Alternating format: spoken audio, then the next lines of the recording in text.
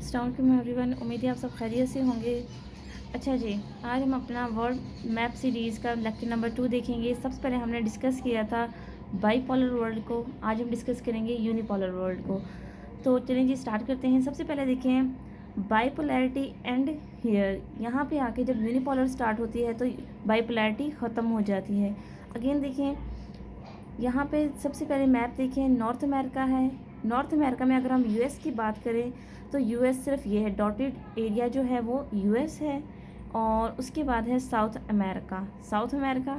और ये कंप्लीट इसका मैप देखें, ये ओशियाना है, ग्रीनलैंड जिसको हम बोलते हैं। ये रशिया है, एशिया, यूरोप एंड अफ्रीका। होता क्या है, होता कुछ इस तरह से है कि दुनिया जब दो ब्लॉक में डिवाइड हो जाती है, एक ईस्टर्न ब्लॉक में, दूसरा वेस्टर्न ब्लॉक में, ईस्टर्न को लीड करती है यूएसएसआर और वेस्टर्न को करती है यूएसए। फिर होता कुछ इस तरह से है, collapse of USSR in 1991, 15 states in USSR का कोलैप्स हो जाता है और ईस्टर्न ब्लॉक जो है वो ख़त्म हो जाता है और डोमिनेंट ब्लॉक बन जाता है यूएस का, यानी कि वेस्टर्न ब्लॉक। अब वेस्टर्न ब्लॉक में यानी कि पहले इधर यूएस था, इधर रशिया था, बट अब रशिया क्या है वो टूट गया है और टूटने के बाद उसके रीजन्स जो है वो डिवाइड हो गए हैं। आगे देखें, ये तो हमने मैप बनाया। उसके बाद देखें रीजन्स ऑफ यूनिपोलैरिटी। यूनिपोलैरिटी की रीज़न क्या थी? सबसे पहले था economic disintegration of USSR, American foreign policy, ठीक है। थर्ड पे देखिए some states opted western ideology. ज़ाहिर है जब इसका फॉल होता है यूएसएसआर का तो कुछ ब्लॉक्स या कुछ रीजन्स ऐसे थे वो आज़ाद होने के बाद यूएसएसआर को छोड़ने के बाद क्या करते हैं, वो प्रेफर करते हैं वेस्टर्न आइडियोलॉजी को और वो अमेरिका की तरफ चले जाते हैं। सम बिकेम इंडिपेंडेंट, और कुछ ऐसे हैं जो ना तो ईस्टर्न में जाते हैं ना ही वेस्टर्न में जाते हैं। ईस्टर्न तो खैर ख़त्म हो जाता है तब तक, तो ना तो वो रशिया के पास रहते हैं ना ही वो यूएस के पास जाते हैं, वो इंडिपेंडेंट हो जाते हैं। फिर से देखें economic strain, lack of innovation, कोई इनोवेशन नहीं होती और वो जो हैं हैकनीड अपने नॉर्म्स को लेके चलते हैं जिसकी वजह से इकोनॉमिक जो है स्ट्रेन हैपन हो जाती है।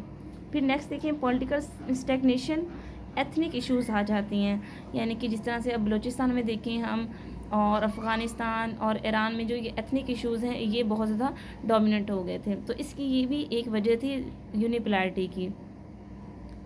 अगर हम बात करें nationalist movement started, nationalist movement start हो जाती हैं मिखेल्स रिफॉर्म्स, यानी जब मिखेल्स की रिफॉर्म्स आती हैं तो उससे जो है यूएसएसआर कोलैप्स कर जाता है और साथ ही जो है ये इसका फॉल भी हो जाता है।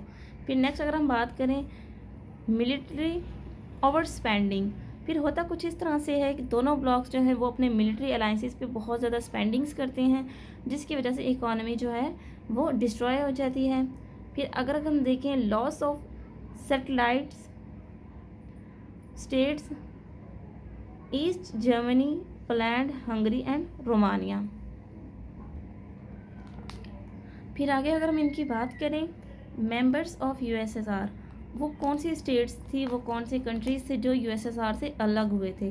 तो सबसे पहले देखें Armenia, Azerbaijan, Belarus, Estonia, Georgia, Kazakhstan, Kyrgyzstan, Lithuania,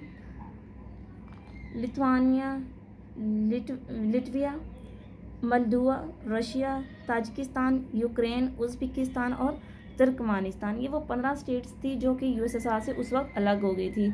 अभी रिसेंटली अगर हम बात करें तो यूक्रेन और रशिया का बहुत बड़ा कॉन्फ्लिक्ट चल रहा है। यूक्रेन कहता है वो इंडिपेंडेंट है जबकि रशिया कहता है ये हमारी ही स्टेट है। फिर होता कुछ इस तरह से है एक्सटर्नल रीज़न ऑफ फॉल, कुछ एक्सटर्नल रीजंस थी इसके फॉल की। अगर हम बात करें रोनाल्ड रेगन्स फॉरेन पॉलिसी, ठीक है, वो क्या करता है, वो मिलिट्री बिल्डअप करता है। फिर नेक्स्ट अगर हम बात करें support for anti communist movements, anti communist movement start होती हैं लाइक अफ़गानिस्तान। फिर होता कुछ इस तरह से है इकोनॉमिक प्रेशर बिल्ड होता है, ट्रेड सैंक्शंस हो जाती हैं। तो ये सब रीजंस थी जो कि बाईपोलैरिटी को ख़त्म करती हैं। बाईपोलैरिटी को ख़त्म करना यानी कि यूएसएसआर का फॉल और यूनिपोलैरिटी को लेके आना यानी कि यूएसए का राइज। नेक्स्ट अगर हम बात करें यूनिपोलर वर्ल्ड क्या है? गल्फ वार 1990 से लेकर 1991 तक होती है। इराक इन्वेड करता है इन अफ़गानिस्तान, और उसके बाद अगर हम बात करें यहाँ पर अमेरिका अपनी फ़ौज भेजकर इराक को कुवैत से निकाल देती है और अपनी आर्मी को मुतारफ़ करवा देती है। फिर होता है एक्सपेंशन ऑफ नेटो, यानी कि नेटो फैल जाती है हर तरफ। नेक्स्ट अगर हम बात करें intervention in Balkans 1990s, Bosnia and Kosovo, ठीक है, कोसोवो।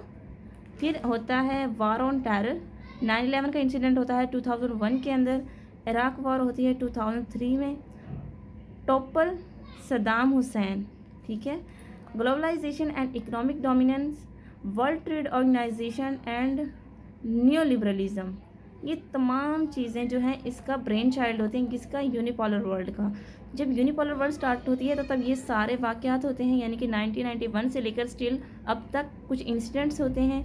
तो ये हमारी बाइपोलर वर्ल्ड थी, ये एक्सटर्नल फैक्टर्स थे, ये वो स्टेट्स थी जो अलग हुई थी। और इसके अलावा पीछे हमने डिस्कस किया था इसके मैप को, और उसके अलावा हमने रीजंस बताई थी यूनिपोलैरिटी की। तो अभी हम चीज़ों को बिल्कुल बेसिक से लेके चल रहे हैं, बिल्कुल छोटे छोटे मैप्स बना रहे हैं ताकि चीज़ों को एब्जॉर्ब करना हमारे लिए बिल्कुल आसान रहे। हमने स्टार्ट लिया था यूनिपोलर वर्ल्ड से, सॉरी बाइपोलर वर्ल्ड से, फिर यूनिपोलर की तरफ आए, फिर नेक्स्ट हम डिस्कस करेंगे मल्टीपोलर वर्ल्ड को। और फिर हम इस तरह करते करते तकरीबन 40 मैप्स के अंदर अपने एक एक बिल्कुल माइनर से टॉपिक को डिस्कस करते जाएंगे, और एंड ऑफ द डे क्या होगा? हमारा कंप्लीट वर्ल्ड का मैप बन जाएगा। तो ये तमाम चीज़ें थी जो यूनिपोलैरिटी को प्रमोट कर रही थी, यानी कि बाइपोलैरिटी ने ख़त्म कर दिया था यूनिपोलैरिटी को। और फिर रशिया का फाल होता है, रीजंस बताइए हमने, और उन स्टेट्स को डिस्कस किया जो यहाँ से निकल के रशिया से इंडिपेंडेंट बन गई थी। नेक्स्ट वीडियो में इंशाल्लाह हम डिस्कस करेंगे मल्टीपोलैरिटी को। तब तक अपना ख्याल रखिएगा, दुआ में याद रखना। जज़ाकल्लाह, अल्लाह हाफ़िज़।